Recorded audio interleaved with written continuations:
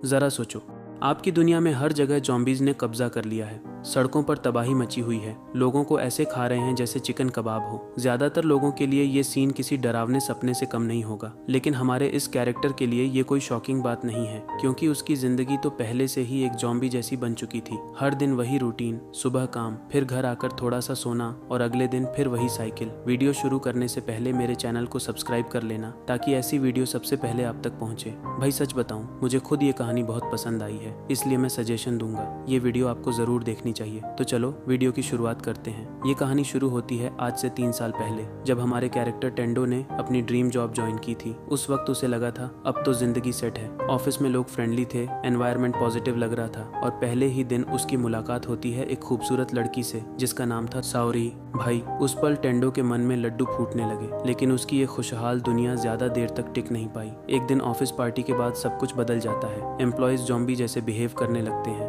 ना कोई इमोशन, बस काम काम और काम। उसके बाद टेंडो को 2 रातें ऑफिस में ही गुजारनी पड़ती हैं। उसे घर जाने की इजाज़त तक नहीं मिलती। यही वो पल था जब टेंडो को समझ आ गया, ये कंपनी सिर्फ उसका इस्तेमाल कर रही है। अगली सुबह जब टेंडो उठता है तो उसे ना जॉब के लिए कोई एक्साइटमेंट महसूस होती है, ना पेशेंस। उसकी ज़िंदगी पूरी तरह झंड हो चुकी थी। फिर भी वो सोचता है, मैंने इस फील्ड के लिए यूनिवर्सिटी तक पढ़ाई की है, तो इसे पूरा करना मेरा फ़र्ज़ है। कंपनी की पॉलिसीज़ कागज़ों में तो अच्छी लगती हैं, वेकेशन जो कभी मिलते नहीं, unpaid overtime, underpaid workers, और एक ऐसा बॉस जो हर वक्त चिल्लाता रहता है। सबसे बुरी बात, हेल्थ प्रॉब्लम्स जिनकी किसी को कोई परवाह नहीं। दूसरे साल तक टेंडो की हेल्थ बुरी तरह बिगड़ने लगती है। स्ट्रेस और थकान उसकी बॉडी को तोड़ने लगते हैं, लेकिन बॉस उसका वर्कलोड और बढ़ा देता है, जैसे उसे टेंडो की हालत दिख ही नहीं रही हो। बस एक ही चीज़ थी जो टेंडो को जिंदा महसूस कराती थी, साओरी। उसे उम्मीद थी कि शायद कभी उसे उसके साथ एक मौका मिलेगा, लेकिन हर गुजरता दिन और भी मुश्किल होता जा रहा था। अब तो सीईओ भी साओरी को टारगेट करने लगता है, और ये देखकर टेंडो की आखिरी उम्मीद भी टूट जाती है। अब उसे समझ नहीं आता कि वो अब तक यहाँ क्यों काम कर रहा है। टेंडो मेंटली पूरी तरह टूट चुका होता है कि एक दिन बिना सोचे समझे ट्रैफिक में चल पड़ता है, शायद कोई कार टकरा जाए और सब खत्म हो जाए। लेकिन किस्मत में वो भी नहीं होता। वो दूसरी जॉब भी नहीं ले पाता, क्योंकि उसे लगता है कि हर जगह हालात वही होंगे, और अगर वो चला गया तो उसके बाकी साथी एम्प्लॉयज़ के लिए और भी बुरा हो जाएगा। तीसरे साल तक टेंडो पर इतना प्रेशर आ चुका होता है कि वो ट्रेन के सामने जाकर अपनी जान देने की कोशिश तक कर लेता है, सिर्फ इसलिए ताकि उसे काम पर ना जाना पड़े। अब उसकी ज़िंदगी पूरी तरह ज़ॉम्बी जैसी बन चुकी थी। काम काम और बस काम। जिंदगी से सारे रंग गायब हो चुके थे। अगली सुबह जब वो उठता है तो काम का ख्याल आते ही उसे मिनी पैनिक अटैक आ जाता है। फिर भी मैकेनिकल तरीके से कपड़े पहनता है, बैग उठाता है और काम के लिए निकल पड़ता है। लेकिन जैसे ही वो घर से बाहर निकलता है, उसकी नज़र मेल बॉक्स पर पड़ती है। एक लेटर पड़ा होता है। तभी उसे याद आता है कि उसने पार्किंग पास का पेमेंट नहीं किया है। वो बिल्डिंग मैनेजर के रूम की तरफ जाता है, सोचता है कि जाकर एक्सप्लेन कर देगा।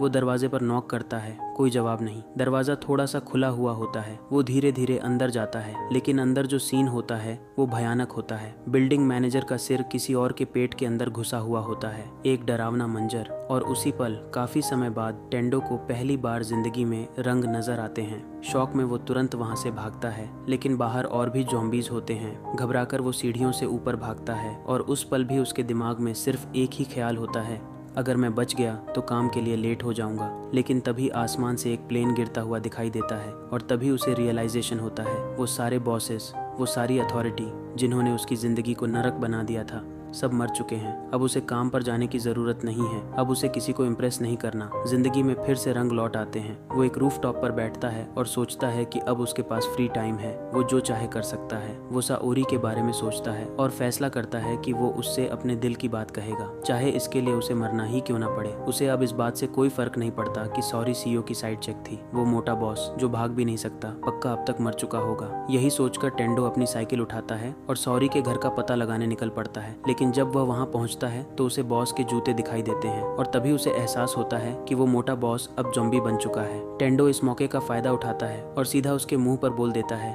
मैं ये जॉब छोड़ रहा हूँ मोटे, और उसे खिड़की से बाहर फेंक देता है। लेकिन अफसोस, सॉरी भी वहीं मौजूद होती है, और वो भी अब ज़ॉम्बी बन चुकी 2 होती है। आंखों में आंसू लिए टेंडो अपने दिल की सारी बात उसे कन्फेस करता है, ताकि अंदर का बोझ हल्का हो सके, और फिर तुरंत वहाँ से भाग जाता है, क्योंकि उसे जिंदा रहना है। उस रात वह सोचता है अब उसे आगे क्या करना चाहिए। दुनिया की इस हालत में वह कभी भी मर सकता है, तो क्यों ना इस हालात का पूरा फायदा उठाया जाए। यही सोचकर वह एक बकेट लिस्ट बनाता है, उन सारी चीज़ों की जो वह मरने से पहले करना चाहता है। अगले दिन टेंडो को अपनी नर्क जैसी वर्किंग कंडीशंस का एक डरावना सपना आता है और वह चीखते हुए उठ जाता है, लेकिन फिर उसे राहत मिलती है जब उसे याद आता है कि अब उसकी दुनिया बदल चुकी है। अब यह एक ज़ॉम्बी अपोकैलिप्स है और अजीब बात यह है कि वह इसके लिए पूरी तरह तैयार है। एक नए जज्बे के साथ वह आखिरकार अपना कमरा साफ करता है। पूरे 1 साल बाद वह फ्रिज से एक बियर निकालता है और उसे स्वर्ग जैसा महसूस होता है, और यही होती है उसकी पहली बियर ऑफ फ्रीडम। उसी वक्त न्यूज़ चैनल पर दिखाया जाता है कि पूरे शहर में तबाही मची हुई है, हर तरफ आग लगी है और न्यूज़ रूम भी ओवररन होने वाला है। लेकिन इन सब के बीच एक न्यूज़ लेडी अब भी डटी हुई है, डर के माहौल में रिपोर्टिंग करती हुई। हालांकि ये ज्यादा देर तक नहीं चलता। ज़ॉम्बीज के अटैक की वजह से ब्रॉडकास्ट बंद हो जाता है। टेंडो को पता है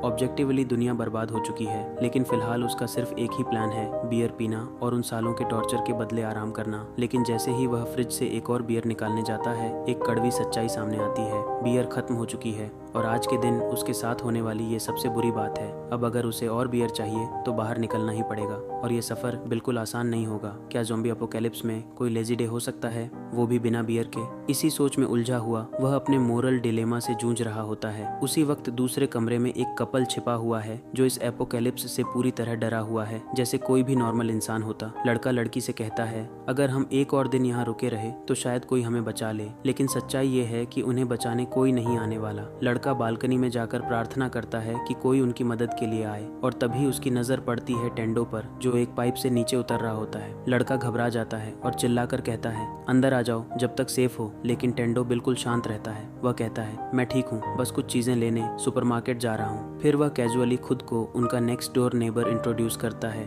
लड़का टेंडो के इस नो शॉट एटीट्यूड से शॉक्ड हो जाता है। पाइप से लटका हुआ बंदा फुल चिल मोड में। फिर वह अपना नाम बताता है, कोसाका। टेंडो अब माहौल को थोड़ा नॉर्मल बनाने की कोशिश करता है, और क्योंकि वह सुपरमार्केट जा रहा होता है तो कैजुअली पूछता है, कुछ चाहिए? Noodles, toilet paper? इसके बाद टेंडो अपनी साइकिल लेकर सड़क पर हवा की तरह निकल पड़ता है। लेकिन जैसे ही वह आगे बढ़ता है, ज़ॉम्बीज उसकी तरफ अट्रैक्ट होने लगते हैं और कुछ ही सेकंड में उसका पीछा करना शुरू कर देते हैं। उसी पल टेंडो को एहसास होता है, अगर वह गिर गया तो यहाँ उसका मरना पक्का है। लेकिन आज बियर के बिना रहना उसके लिए कोई ऑप्शन नहीं है, इसीलिए ये रिस्क लेना जरूरी है। आखिरकार वह एक सुपरमार्केट तक पहुंच जाता है। बाहर एक और साइकिल खड़ी होती है जिस पर एक कैमरा भी लगा होता है। लेकिन टेंडो का ध्यान इन सब पर नहीं जाता, क्योंकि उसका पूरा फोकस सिर्फ एक चीज पर होता है, बियर। वह दरवाजा तोड़कर अंदर घुसता है और बियर सॉन्ग गुनगुनाते हुए शॉपिंग करने लगता है। तभी उसकी नजर एक लड़की पर पड़ती है जो फ्रिज के पास खड़ी होती है। उसी पल उसे अपने ही गाए हुए गाने पर इंस्टेंट क्रिंज फील होता है। वह प्रिटेंड करता है कि कुछ हुआ ही नहीं और नॉर्मल रहने की कोशिश करता है, लेकिन लड़की कुछ नहीं कहती। और जब ऑकवर्ड साइलेंस ज्यादा लंबा हो जाता है तो टेंडो बात करने की कोशिश करता है, लेकिन लड़की बिना कुछ कहे उसके पास से निकल जाती है। टेंडो डेस्परेट होकर अपना कॉन्टैक्ट इन्फो देने की कोशिश करता है, लेकिन तभी लड़की पहली बार बोलती है,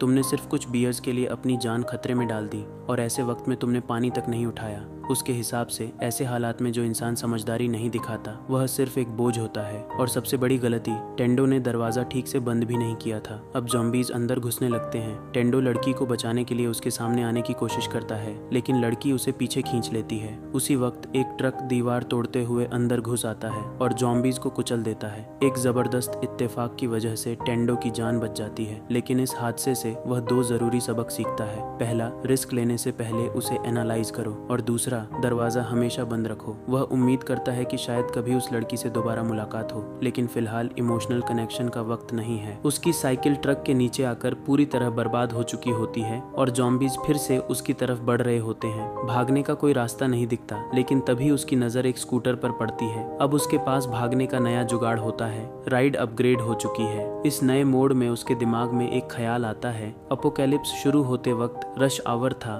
तो सड़कों पर हजारों गाड़ियां छोड़ी गई होंगी, जिनमें शायद अब भी चाबियां लगी हों। शायद उसे इससे भी बेहतर कुछ मिल जाए। और जैसे ही वह यह सोचता है, कॉर्नर पर उसकी नजर पड़ती है और अब उसके सामने एक धमाकेदार गाड़ी होती है। वह आखिरकार अपने अपार्टमेंट पहुंचता है और कोसाका के फ्लैट पर रुकता है, लेकिन अंदर जो सीन होता है वह खून से लथपथ होता है। उसी पल टेंडो को लगता है कि शायद वह कोसाका से अब कभी दोबारा नहीं मिल पाएगा।